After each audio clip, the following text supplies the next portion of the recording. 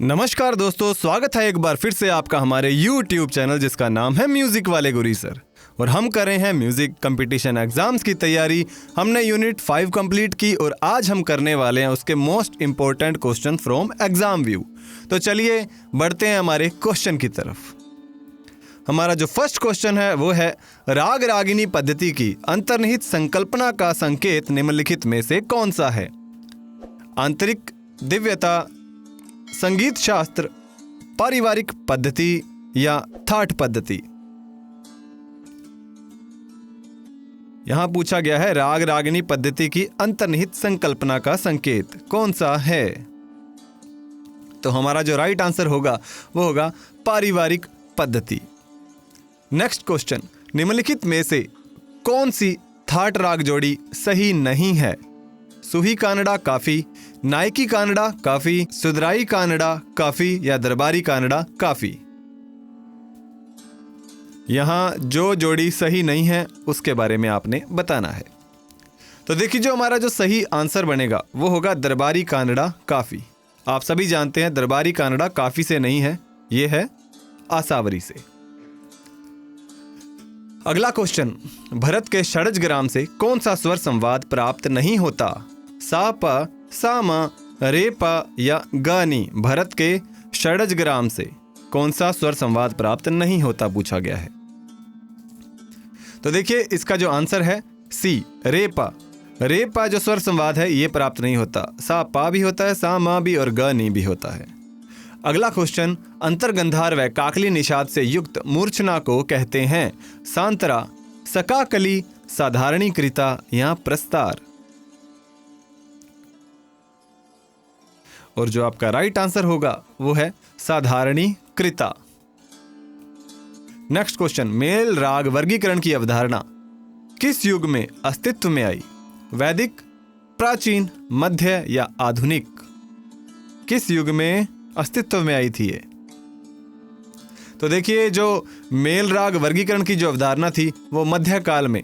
C answer इसका right होगा। आप अपने आंसर जो है कमेंट बॉक्स में लिखते रहिए, इससे आपकी प्रैक्टिस भी होगी और आपको ये पता लगता रहेगा कि आपके कितने क्वेश्चन सही हुए हैं। अगर आपने इसको थ्योरेटिकल अच्छे से किया है तो आपका जो आंसर एक भी गलत नहीं होना चाहिए। बढ़ते हैं नेक्स्ट क्वेश्चन की तरफ।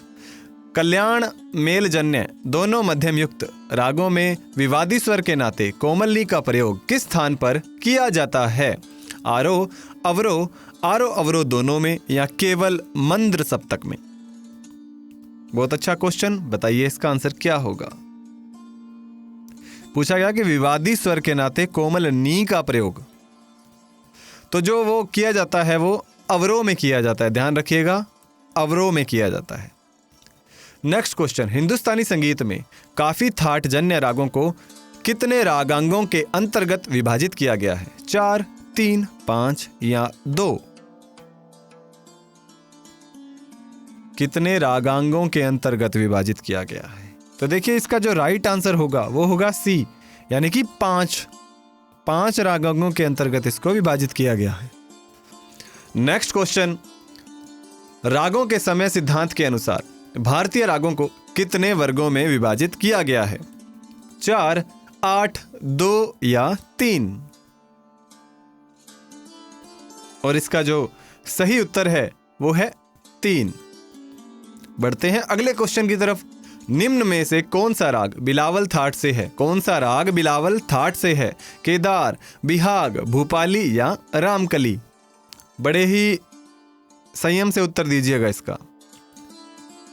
तो देखिए, जिसका राइट आंसर है वो है बिहाग। बिलावल थाट का राग है बिहाग।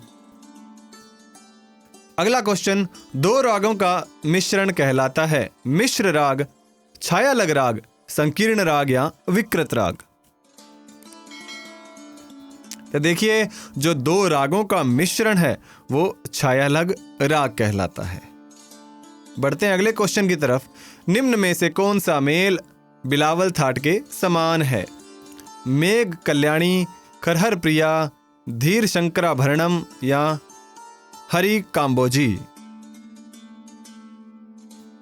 बिलावल थाट के समान कौन सा मेल है?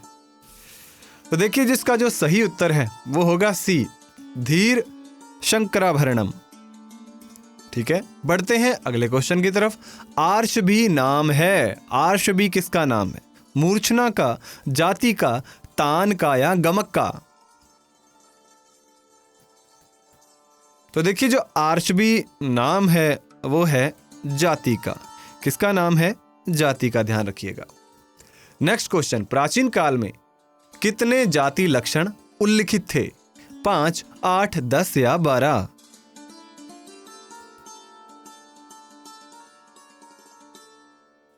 तो देखिए, प्राचीन काल में जो जाति लक्षण उल्लिखित थे वो थे 10। कौन कौन से, ये हमने थ्योरी के पार्ट में किया हुआ है। नेक्स्ट क्वेश्चन, चतुरंग के अंतिम चरण में क्या होता है?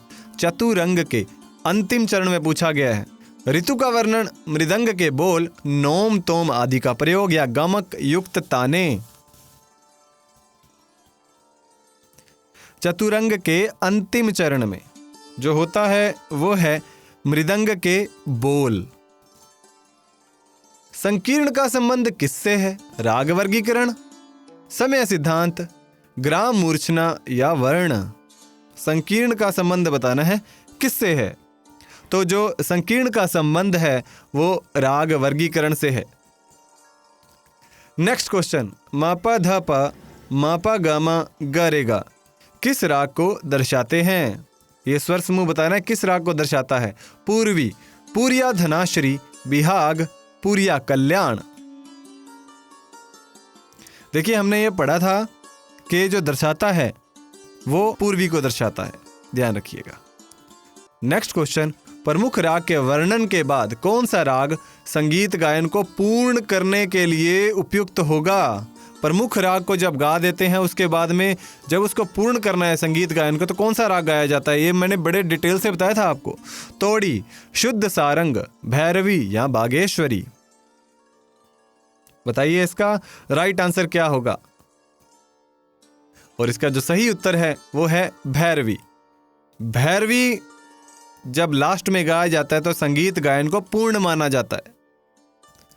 फिर आता है जी, धार्मिक मान्यताओं के अनुसार संगीत की उत्पत्ति वेदों के निर्माता डैश द्वारा की गई है। ये सभी को पता है किसके द्वारा की गई है। वेदों का निर्माता कौन है? Brahma ji. Answer number C होगा इसका। अगला क्वेश्चन है, प्रचलित किंवदंती के अनुसार किस पक्षी की चोंच के 7 छिद्रों से 7 प्रकार की ध्वनियां निकलने से 7 स्वरों की उत्पत्ति हुई है? ये क्या मतलब, कौन सी मान्यता है? कौन सा ये पक्षी है? कोव, काफ, कोयल, फेरनिट या फेनिक्स? बताइए इसका राइट आंसर क्या होगा। और हमने पढ़ा था इसके बारे में जब हमने संगीत की उत्पत्ति के टॉपिक को अच्छे से एक्सप्लोर किया, तो हमने पढ़ा था कि वो फेनिक्स है। फ्रांस में पक्षी को क्या कहा जाता है? मतलब यही पक्षी जो हमने अभी पढ़ा, इसको फ्रांस में क्या कहते हैं? चौक्स, अतिशजन, फेनिक्स या ओलासिनिज्म? बताइए इसको फ्रांस में क्या कहते हैं। तो इसका जो सही उत्तर होगा वो होगा बी, अतिशजन। फ्रांस में इसको कहते हैं अतिशजन। विश्व का संगीत पुस्तक के लेखक हैं, बहुत इंपॉर्टेंट क्वेश्चन है, कई बार आ चुका है। ओलासिनिज्म, फर्नांडीज, फेनिक्स या भरत? और इसका जो राइट आंसर है वो है ओलासिनिज्म। नेक्स्ट क्वेश्चन, संगीत के जन्म का मुख्य आधार किसको माना गया है? संगीत के जन्म का मुख्य आधार, बेस किसको माना है? ये पूछा आपसे। स्वर को, नाद को, ओम को या ये सभी? बेस बताना है। तो हमने पढ़ा था कि जो मुख्य आधार है वो ओम से, ओम को माना गया है। हमने पढ़ा था ये जो 3 ध्वनियां ओ, उ, म से मिलकर बना हुआ है। अगला क्वेश्चन है, संगीत के 7 स्वर 7 विभिन्न पशु पक्षियों की ध्वनियों की ही देन है। यह कथन किसका है? भरत मुनि, दामोदर पंडित, पंडित अहोबल या पंडित भातखंडे जी? किसने कहा था ये कि 7 जो स्वर दिए गए हैं 7 विभिन्न पशु पक्षियों की देन है? और इसका जो सही उत्तर है वो है पंडित दामोदर। इसका राइट आंसर होगा Damodar Pandit, option number B. Next question, संगीत की उत्पत्ति सर्वप्रथम किससे मानी गई है? विष्णु, अतिशजन, जिब्राइल या इनमें से कोई नहीं? सर्वप्रथम पूछा गया है, सर्वप्रथम विष्णु से मानी गई, ऑप्शन नंबर ए। ब्रह्मा ने भरत को संगीत की शिक्षा दी, यह कथन किस विद्वान का है? ब्रह्मा ने भरत को संगीत की शिक्षा दी। यह कथन बताना है पंडित अहोबल, भरत, पंडित दामोदर या कोहल। और आपका जो सही उत्तर है वो है पंडित अहोबल। बढ़ते हैं अगले क्वेश्चन की तरफ। ओम शब्द के अंतर्गत म शब्द किसका प्रतीक है? और हमने पढ़ा था कि ओ किसका है, ऊ किसका और म किसका। आप बताइए म किसका प्रतीक है? जन्म का, धारक व पालक, विलय शक्ति या उत्पत्ति का। तो देखिए जो म शब्द है वो विलय शक्ति का प्रतीक है। और अगला क्वेश्चन है ओम वेदों का डैश है, क्या है? जन्मकर्ता, बीज मंत्र, एकाक्षर या उद्भव। ओम क्या है वेदों का? ओम जो है वेदों का बीज मंत्र है। क्या है? बीज मंत्र। अगला क्वेश्चन, शब्द और स्वर दोनों की उत्पत्ति किससे मानी गई है? नाद, ओम, स्वर या पृथ्वी। और शब्द और स्वर दोनों की उत्पत्ति मानी गई है ओम से। अगला क्वेश्चन है ऋग्वेद, सामवेद व यजुर्वेद में अ उ म में 3 अक्षर मिलकर प्रणव बना। यह कथन किस विद्वान का है? यह बताना है किस विद्वान का कथन है। श्रुति समृति, मनु, भरत या कोहल। और हमने पढ़ा था कि यह कथन दिया था मनु ने। मनु का कथन है ये। अगला क्वेश्चन, श्रुति समृति के अनुसार सही कथन का चयन कीजिए। ओम ही वेदों का बीज मंत्र है, संगीत के जन्म का मुख्य आधार है, यह प्रणव ही परमात्मा का अति सुंदर नाम है या उपरोक्त सभी। और आपका जो सही उत्तर है वो है ओम ही वेदों का बीज मंत्र है। अगला क्वेश्चन, पहले मनुष्य ने चलना, बोलना आदि क्रिया सीखी और तत्पश्चात उसमें भाव जागृत हुए, फिर उन भावों की अभिव्यक्ति के लिए संगीत की उत्पत्ति हुई। यह कथन किस विद्वान का है?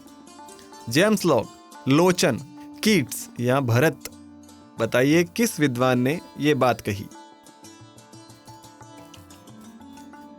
और यह बात जो कही थी वो थे जेम्स लॉक।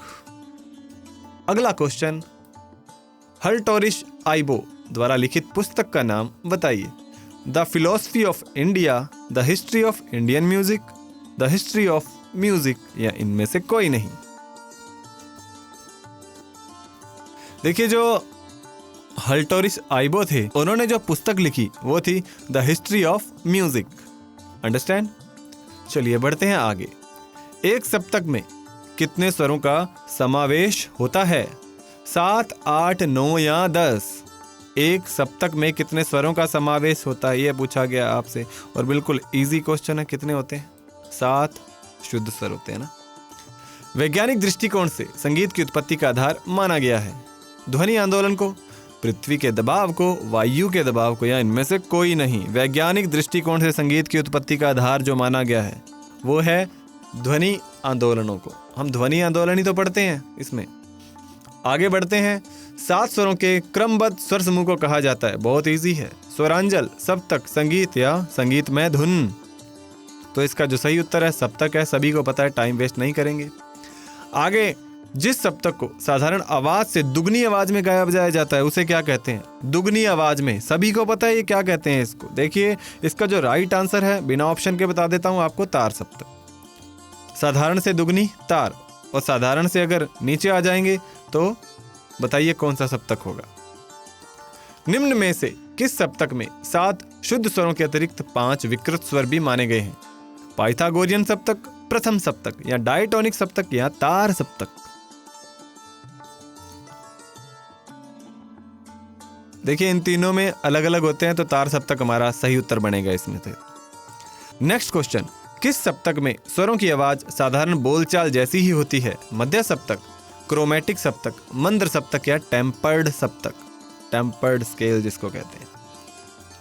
तो देखिए सीधा सा उत्तर मध्य सप्तक आपके सामने पड़ा है। साधारण बोलचाल जैसी होती है मध्य सप्तक में।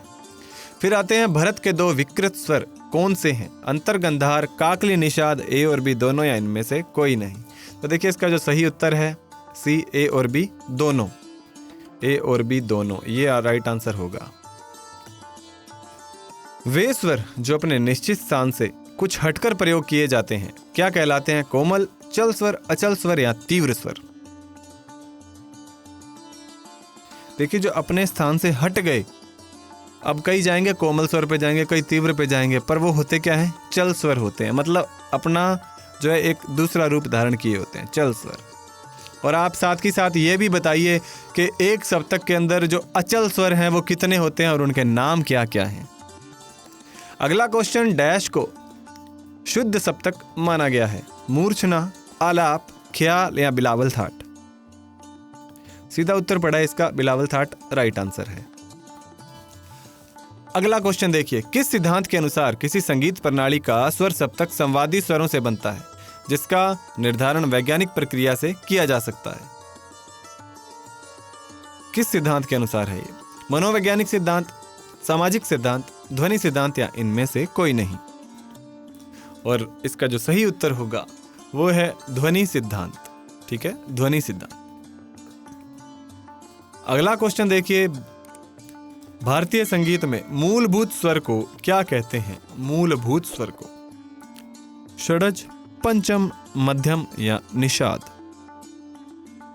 और आपको देखने से ही उत्तर मिल रहा है, आपको षडज कहते हैं। बेस नोट हम यही लेते हैं, षडज।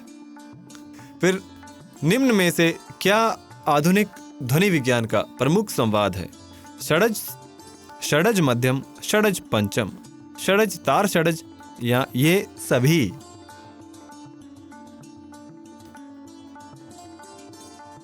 आधुनिक ध्वनि विज्ञान का जो प्रमुख संवाद है वो सारे ही हैं, आधुनिक ध्वनि विज्ञान का। फिर आते हैं जी नेक्स्ट क्वेश्चन, भारतीय संगीत में अचल स्वर कौन से हैं? अभी मैंने क्वेश्चन पूछा भी था आपसे कि अचल स्वर कौन से हैं। जिन्होंने लिख दिए हों वो अपना ध्यान दीजिएगा, सा रे, सा धा, सा पा या नी ग। तो बताइए कौन से हैं अचल स्वर? और सभी को पता है ये उत्तर।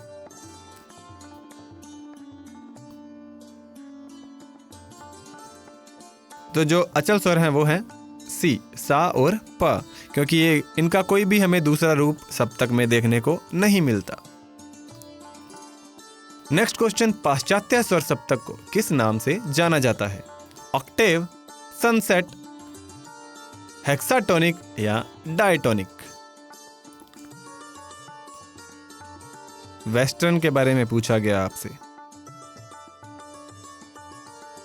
तो हमारा जो राइट आंसर होगा, सप्तक को कहते हैं ऑक्टेव। और हमारा जो नेक्स्ट क्वेश्चन है, पाश्चात्य संगीत सप्तक के निर्माण का श्रेय दिया जाता है Alain Danielou, H A Popley, captain C R Day या पाइथागोरस? और पाश्चात्य जो स्वर सप्तक बनाने का जो श्रेय जाता है वो है पाइथागोरस को। डी ऑप्शन हमारा राइट होगा। इसी तरह नेक्स्ट क्वेश्चन, वर्तमान में कितने स्वरों का सप्तक प्रचलित है? 7, 8, 12 या 14? वर्तमान में कितने स्वरों का सप्तक प्रचलित है? और इसके अंदर आपको ऑप्शन मिल रहा है 12, तो 12 राइट होगा। ठीक है, 12 स्वर होते हैं एक सप्तक के अंदर। अगला क्वेश्चन, निम्न में से किस स्केल का विकास प्रत्येक देश तथा वहां की जन रुचि के अनुसार होता है? Natural scale, pentatonic scale, diatonic scale या हेक्टाटोनिक स्केल? तो बताइए वहां के देश और जन रुचि के अनुसार किस स्केल का विकास हुआ? जो हमारा आंसर होगा नेचुरल स्केल का। सिंपल सा आंसर है। आगे देखिए 50 नंबर क्वेश्चन, पाइथागोरस ने डैश पर स्वरों की स्थापना करके स्केल की रचना की? किस पर स्वरों की स्थापना करके स्केल की रचना की? स्वरों की तान, वाद्य के तार, गायन के स्वर या स्वर का सप्तक?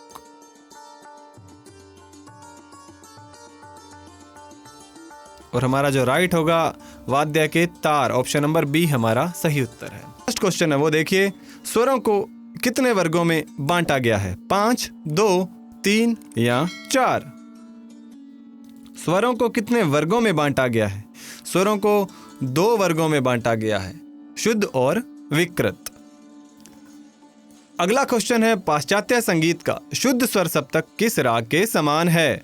काफी, बिलावल, शुद्ध सारंग या भीम पलासी? पाश्चात्य संगीत का शुद्ध स्वर सप्तक पूछा गया है। और ये जो है बिलावल राग के समान है। अगला क्वेश्चन, पाश्चात्य संगीत में शुद्ध स्वर सप्तक को क्या कहते हैं? E major, C major, do re major या एफ मेजर? तो देखिए जो हमारा राइट आंसर होगा वो होगा सी मेजर।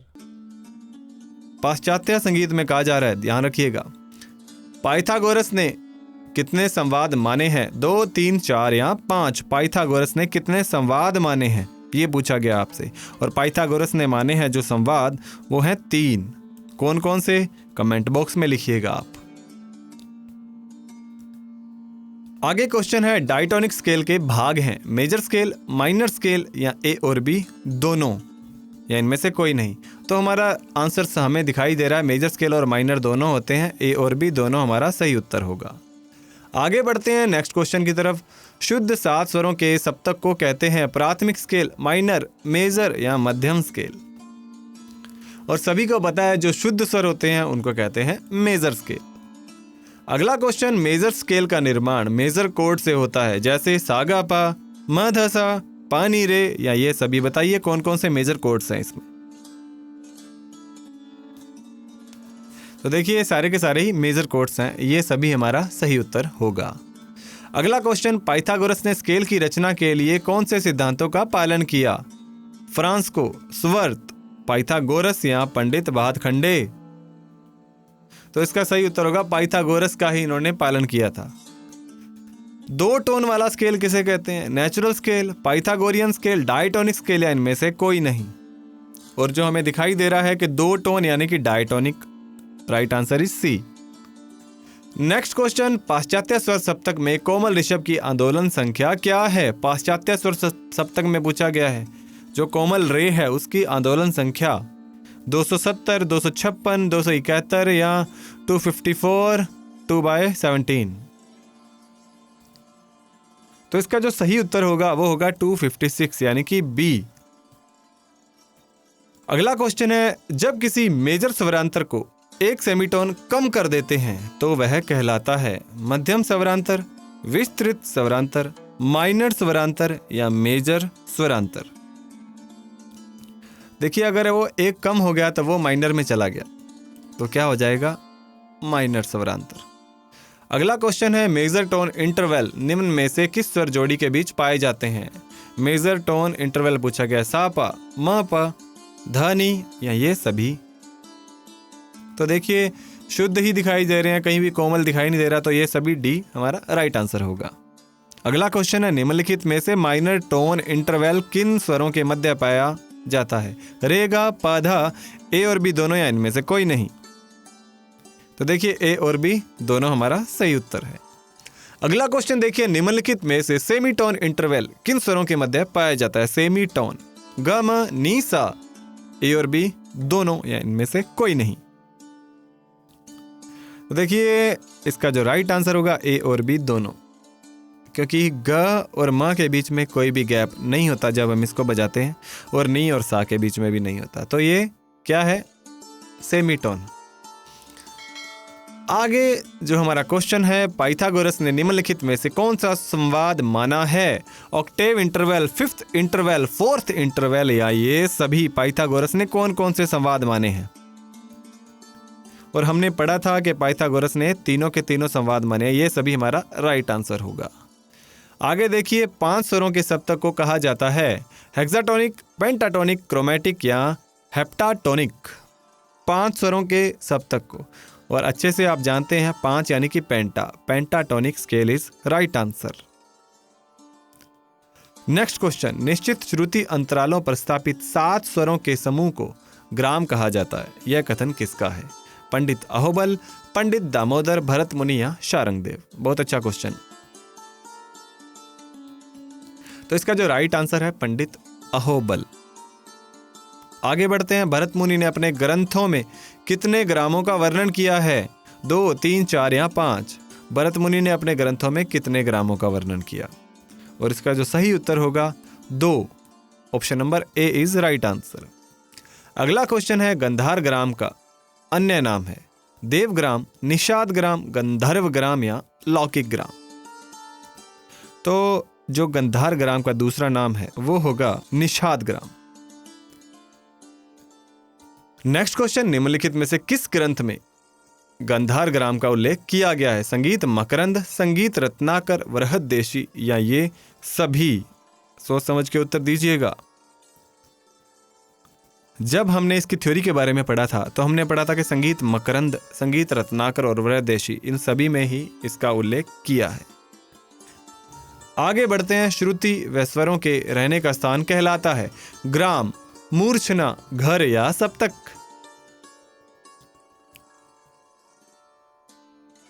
और इसका जो सही उत्तर है ग्राम। आगे बढ़ते हैं। प्राचीन समय में कितने ग्रामों का वर्णन है? 4, 3, 2 या 1? प्राचीन समय में कितने ग्रामों का वर्णन है? और इसका जो हमारा राइट आंसर है वो होगा बी, यानी कि 3 ग्रामों का वर्णन था। कौन कौन से? कमेंट बॉक्स में जरूर लिखिएगा। निम्नलिखित में से ग्राम को निर्दिष्ट कीजिए। षडज, मध्यम, गंधार या ये सभी? ग्राम को बताना है कौन कौन से हैं। तो देखिए ये तीनों ही ग्राम होते हैं, षडज ग्राम, मध्यम ग्राम और गंधार ग्राम। आगे बढ़ते हैं। भरत ने कौन से ग्राम या ग्रामों का उल्लेख किया है? भरत ने पूछा है षडज ग्राम, मध्यम ग्राम, ए और बी दोनों या इनमें से कोई नहीं। तो हमने देखिए पढ़ा था कि भरत ने जो 2 ग्रामों का उल्लेख किया है, षडज और मध्यम। गंधार ग्राम का जो उल्लेख है भरत ने नहीं किया। तो हमारा इसका राइट आंसर हो जाएगा सी। अगला क्वेश्चन देखिए। गंधार ग्राम में निषाद की कितनी श्रुतियां होती हैं? 3, 5, 2 या 4? निषाद की श्रुतियां होती हैं जी 4। किसमें? गंधार ग्राम में। आगे बढ़ते हैं। निश्चित श्रुत्यांतरों पर स्थापित 7 स्वरों के समूह को कहते हैं ग्राम, मूर्छना, सप्तक या विसर्ग? तो उसको कहते हैं जी ए, ग्राम। ग्राम इज राइट आंसर। आगे बढ़ते हैं। Question number 77। पंडित शारंगदेव ने कितने ग्रामों का उल्लेख किया है? 2, 1, 3 या इनमें से कोई नहीं? शारंगदेव ने पूछा है। तो इसका जो राइट आंसर है सी, 3 ग्रामों का उल्लेख किया है। एक ग्राम के अंतर्गत कितनी श्रुतियों का समावेश होता है? 8, 12, 32 या 22? अच्छा क्वेश्चन है और इसका जो सही उत्तर है बी, यानी कि 22। निम्नलिखित में से किसने जातियों की उत्पत्ति लोकगीतों से मानी है? बहुत अच्छा क्वेश्चन। किसने मानी है लोकगीतों से उत्पत्ति जातियों की? Doctor Prabhakar, doctor Premlata Sharma, doctor Ratan Jankar या दत्तिल? बताइए इसका सही उत्तर क्या होगा। और हमने पढ़ा भी था कि किसने मानी है? Doctor Ratan Jankar. Next question. वे जातियां जिनमें कोई स्वर कम नहीं होता कहलाती हैं? शुद्ध जाति, विकृत जाति, संकर जाति या षड्मुखी जाति? और इसका जो राइट आंसर होगा ऑप्शन नंबर ए, शुद्ध जाति। नेक्स्ट क्वेश्चन है। दत्तिल के अनुसार कुल जातियों की संख्या कितनी है? 12, 14, 16 या 18? दत्तिल के अनुसार कुल जातियों की संख्या। देखिए दत्तिल ने 18 मानी है।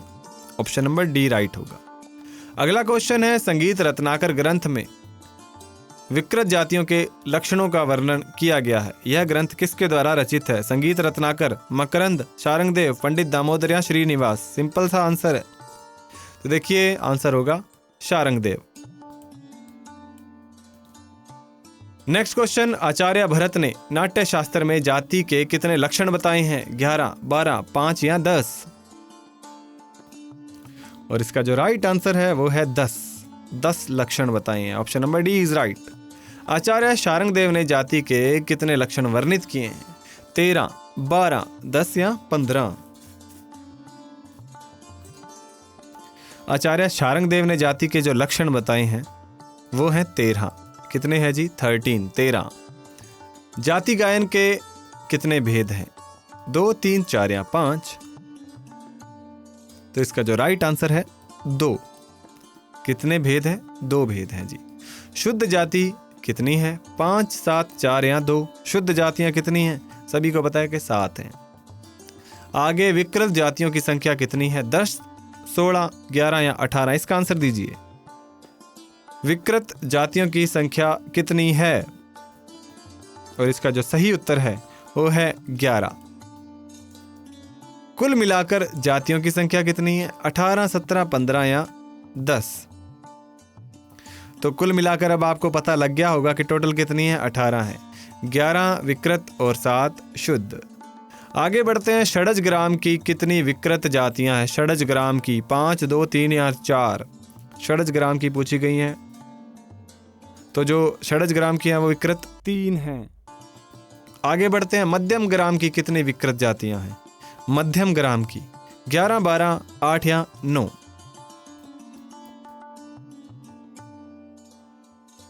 तो इसका जो राइट आंसर है 8। कितनी है? 8।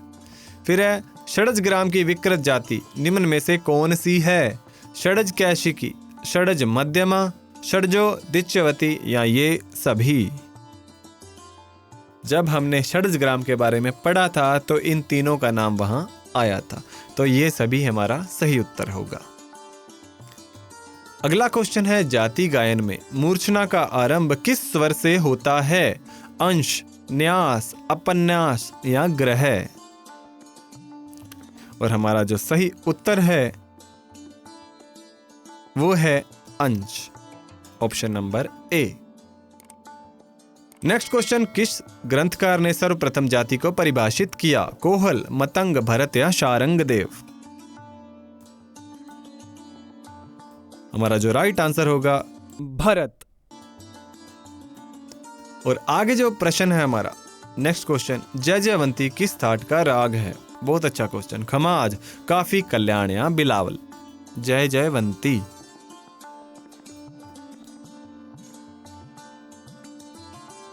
देखिए जयजयवंती है जो खमाज थाट का राग है, option number A right. Sharangdev ने जाति के कितने लक्षण बताए हैं? शारंगदेव ने जाति के कितने लक्षण बताए हैं? 10, 12, 13 या 14?